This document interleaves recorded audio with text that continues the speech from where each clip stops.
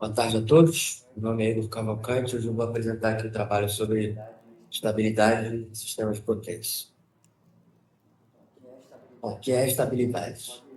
A gente pode falar de estabilidade para vários sistemas, sistema mecânico, elétrico, mas vai estar sempre associado a algum tipo de distúrbio e a resposta desse sistema a esse distúrbio. Então, essa definição que eu coloquei aqui, ela vem direto do livro que eu usei para fazer essa apresentação.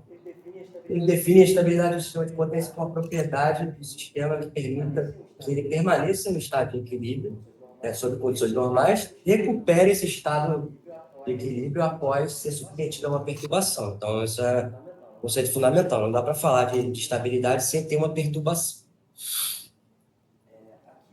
Aqui, eu fiz um fluxograma simples,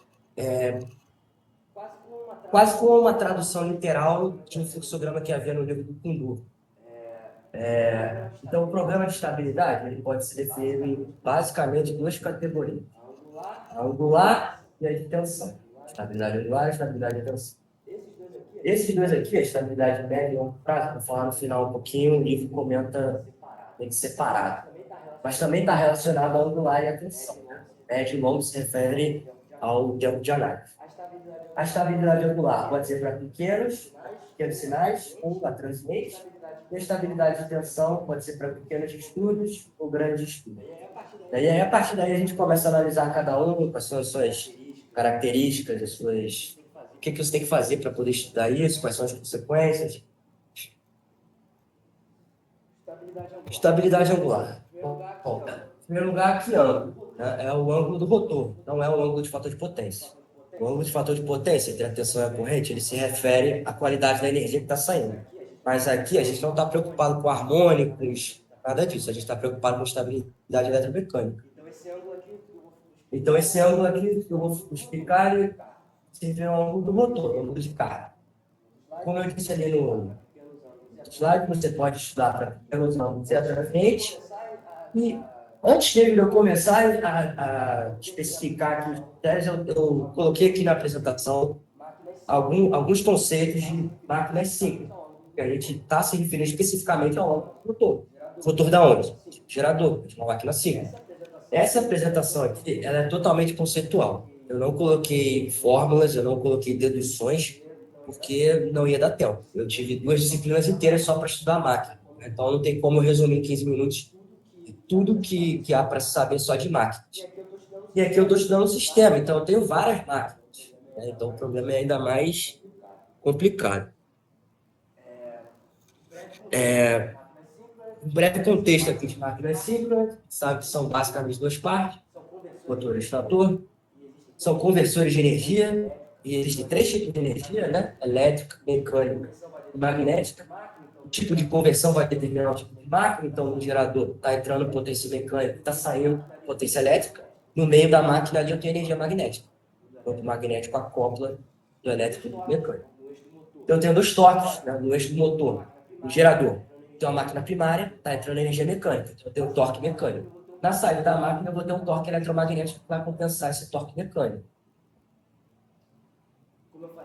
Como eu falei, o ângulo de rotor, né, também chamado de ângulo de carga, é o ângulo entre a tensão interna gerada pela máquina e a tensão de saída que vai estar ali no barramento de saída da máquina. Então, mais uma vez, a gente não está falando de uma única máquina, a gente está falando de estabilidade do sistema, então são várias máquinas acopladas, ligadas. Todas elas vão estar, a princípio, né, em sincronismo, girando na mesma velocidade síncrona. Porém, se o gerador acelerar, o seu ângulo de rotor vai estar adiantado em relação às outras. Então, o livro, ele coloca uma analogia que eu achei bem interessante, que é o seguinte: imagina você ter vários carros andando na mesma velocidade e eles estão ligados por um elástico, cada elástico entre 2 carros. Né? Se eles estão andando na mesma velocidade, não há tensão no elástico. Se um carro começa a acelerar em relação ao outro, vai haver tensão, vai começar a haver uma falta de sincronismo, que é o que a gente chama de máquina assíncrona, vai começar a haver escorregamento, enfim, uma série de problemas. Uma relação entre a potência e o ângulo de carga ela é não linear, basta pequenos desvios para você começar a entrar em regiões que talvez sejam proibitivas para o equipamento. Né? Então, quando há perda de sincronismo, começa a haver escorregamento, a diferença entre o campo fino e o estator e o motor. Essa diferença vai afetar a potência de saída, vai afetar a frequência, né? E aí o sistema elétrico tem muita sensibilidade com relação à frequência, porque a gente tem muito equipamento eletrônico que pode queimar se há uma variação muito grande de frequência, né? No mundo ideal, o sistema de proteção vai atuar para isolar aquela máquina e evitar que essa falha se propague, né? Um dos conceitos fundamentais é sempre isso, você proteger, você basicamente cortar um braço para salvar o paciente, né? A coisa está piorando, piorando, piorando, você vai ter que cortar para isolar aquilo e evitar que todo o sistema entre em colapso. Então, essa estabilidade vai estar relacionada entre a separação angular e se ela não um torque restaurativo para compensar, né, o desempenho da máquina e evitar instabilidade.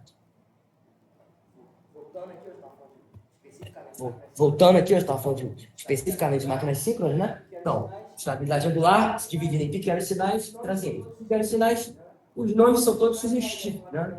Pequenos sinais dá a ideia de uma pequena variação. Se é uma pequena variação, normalmente você pode realizar. É um tratamento matemático um pouco mais amigável, né? Variações na carga, que é uma coisa que eu vou repetir muito ao longo da apresentação, porque é fundamental.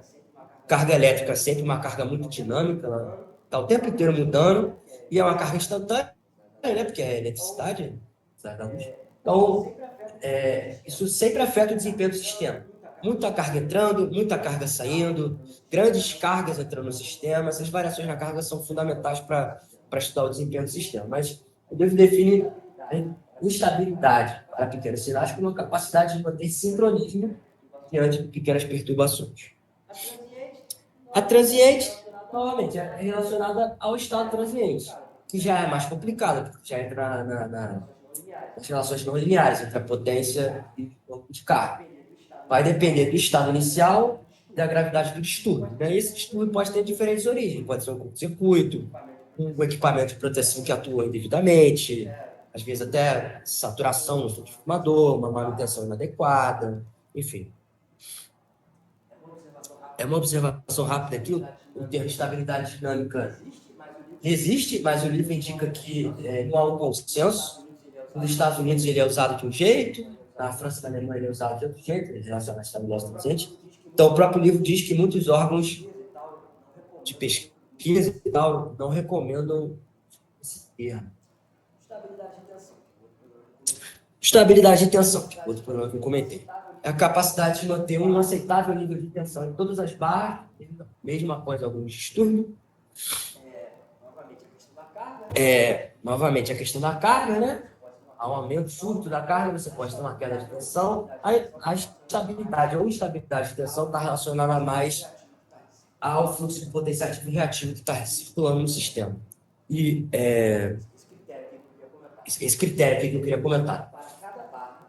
Para cada barra, para cada condição de operação, à medida que você aumenta a injeção de potência reativa, vai haver um aumento do módulo da tensão. Se o sistema obedece a esse critério, então ele é dito estável, sob o ponto de vista de tensão. É uma definição um pouco mais abrangente, porque ela se refere a cada barra e cada condição de operação. Se há um aumento da potência reativa numa determinada barra, a tensão deveria aumentar. E aí, quando isso não ocorre, você diz que o sistema é instável, sob o ponto de vista de tensão.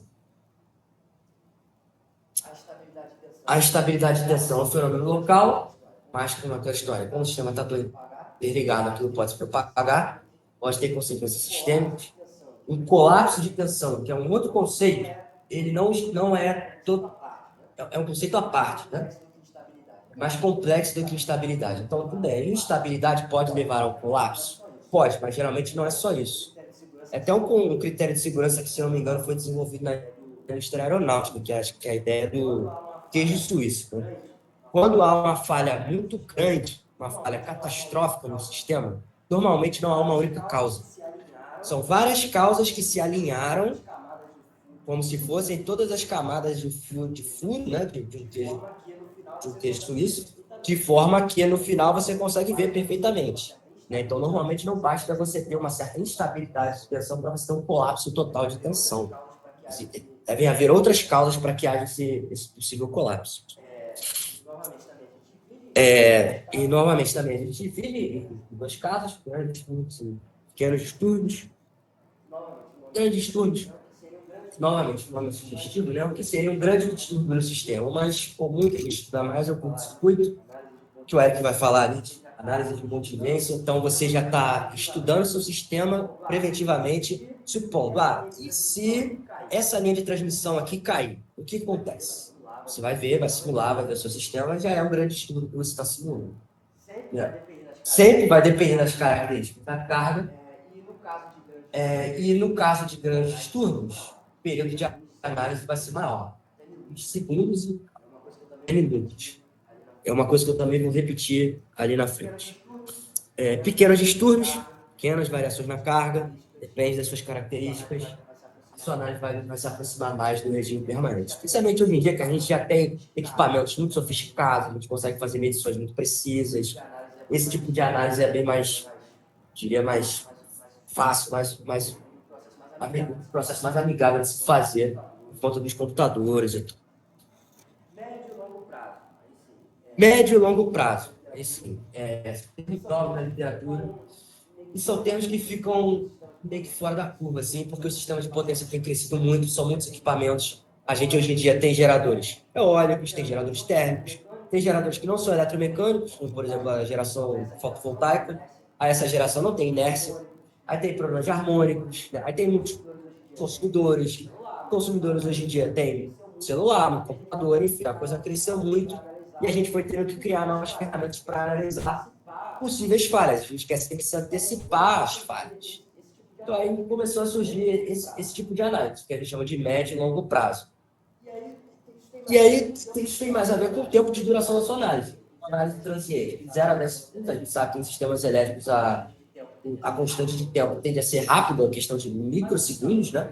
Mas no sistema mecânico ele tem uma inércia maior, ele demora mais para responder. Então, se você está fazendo uma análise, supondo que tem alguma falha no gerador térmico, a resposta elétrica é de um jeito, mas a resposta termodinâmica é de outro jeito, é de outra natureza, tem outra velocidade. E aí, como é que você faz? É estabilidade de tensão? É angular? Meio que os dois. Mas ela é meio que de médio prazo. Então, você encaixa ela em outro critério. Análise de longo prazo de alguns minutos até dezenas de minutos. Análise de longo prazo são focadas no tempo de resposta maior, como ele tem aqui das máquinas térmicas, né, processos não lineares, como saturação de transformadores, que podem afetar a emissão, o efeito de cascata, afetar o desempenho das máquinas. E a análise de médio prazo, que o nome já meio que indica, está em meio termo. Então, não é de longo prazo, o tempo é menor, mas também é maior do que o de uma análise transiente. Pode incluir sempre variações nas estações, nas frequências, que são os parâmetros elétricos assim, que a gente está sempre preocupado. Estou aqui para concluir. O estudo de estabilidade é fundamental para a gente garantir o funcionamento, e aqui esse funcionamento eu não me refiro só à parte econômica, tem a parte de segurança também, para evitar acidentes, incêndios. E também uma coisa que é importante ressaltar é que os dois tipos de problemas, né, estabilidade angular e de tensão, elas andam de mãos dadas. Então, muitas vezes, um causa o outro. A gente separa por uma questão didática e de entendimento, mas um pode causar o outro. Então, você tem uma instabilidade numa barra, afeta o desempenho do gerador, ele se torna instável do ponto de vista angular, isso se propaga pelo sistema para afetar um outro gerador e por aí vai. E aqui, a minha referência foi basicamente um único livro. Basicamente tudo desse livro. Isso aí, muito obrigado.